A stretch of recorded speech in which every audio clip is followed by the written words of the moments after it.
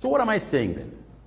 In short, that AI is impacting the business landscape, and that we, Kenya, and indeed Africa, must urgently innovate and adapt in order to lead the AI pack. We Kenyans pride ourselves in being always fast. M-Pesa, fast. AI.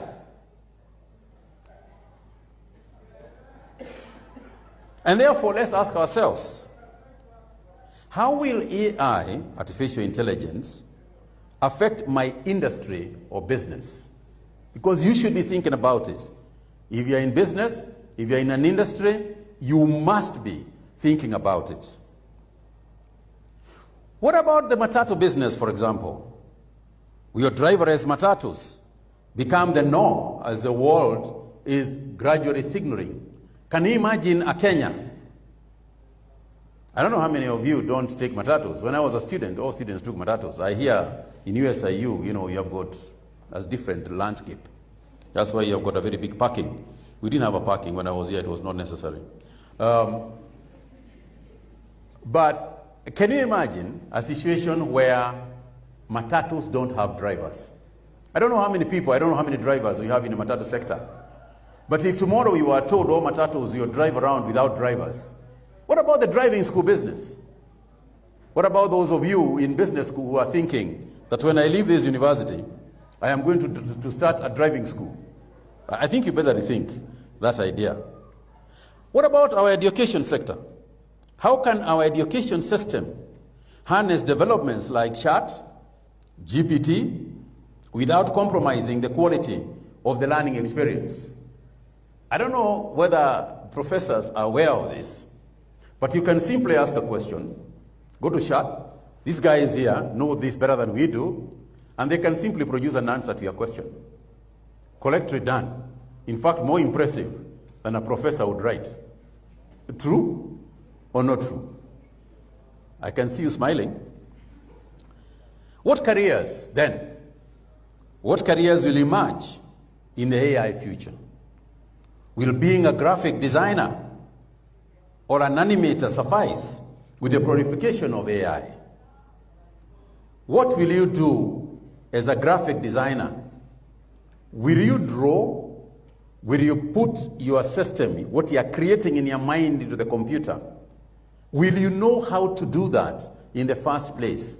And that informs the education system that we must have. Will engineers retain their roles, or will their role evolve to supervising robots executing mechanical tasks? I cannot predict the extent to which Africa will rise as it relates to its adaptation of AI. But I do know one thing. Just as we were colonized because we lacked a simple technology, and I would like to pause here and ask, do you know what that simple technology was? The simple technology that made Africa be colonized and a lot of the rest of the world was a simple technology called gunpowder. You know what use gunpowder has? We risk domination again as Africa and the third world and the South. We risk domination again should we fail to secure the tools we need to compete. Kenya currently lags behind Egypt, South Africa, Tunisia, and Morocco in its readiness to implement AI, and its growth may unfortunately be impaired by policies that can only advance if they are driven from the top. The President, the National Assembly must appreciate and realize that this is the core area that we should all be engaging in debates about. I don't know the last time I had the debate in our political dispensation. I can't remember the last time I had a serious debate about artificial intelligence or ICT and so on and so forth. I would like to encourage our legislatures and those in government to put AI as a centerpiece of their thinking. I've already told you, and I was very impressed watching on CNN And they were talking about the entire China, the Communist Party Congress, which happens once a year. And the issue was AI. What does China do with AI? If China is thinking about it, we should have thought about it before them. If I could roll back the clock and position myself where you are now, as a student in this university, I will strike the iron while it's hot and carve out for myself a niche area of AI that will cement my future and catapult our country into the hemisphere of developed nations.